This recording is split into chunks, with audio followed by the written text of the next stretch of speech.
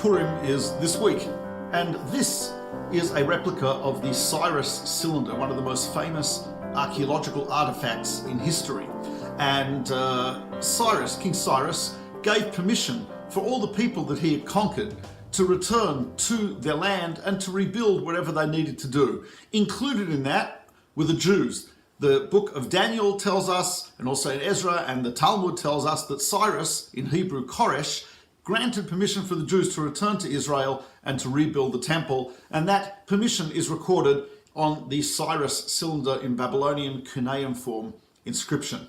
Now, what happened was that this construction program was stopped. It was stopped by Ahasuerus. Ahasuerus, known as Xerxes in Greek, Chashiarsh in Persian, Ahasuerus in Hebrew. He had a great meal celebrating the demise of the Jewish people and the end of the prophecies.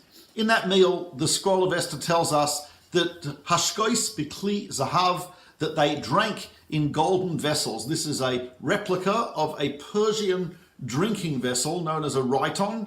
There are these vessels made of solid gold in the British Museum in London and also in the National Museum of Iran in the city of Tehran. And as you can see, a magnificent utensil. And this is the type of thing that they drank in. As you can see also, it holds a lot of wine. There was a bit of drunkenness, I would imagine. And at that meal, Ahasuerus used utensils. In addition to these classic Persian utensils, he used utensils from the temple.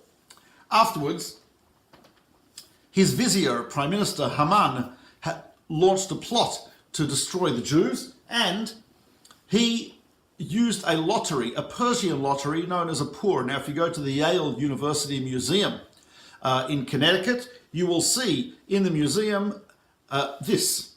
This is actually a Pur. This is a replica of the one in the Yale University Museum. I did not steal it.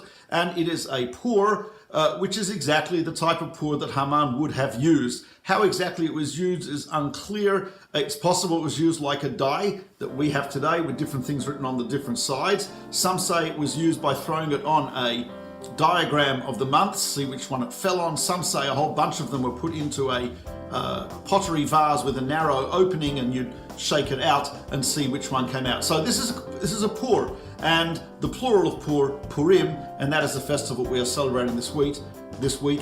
Have a wonderful, happy Purim, and from myself and my family and the Purim duck, Purim Sameach.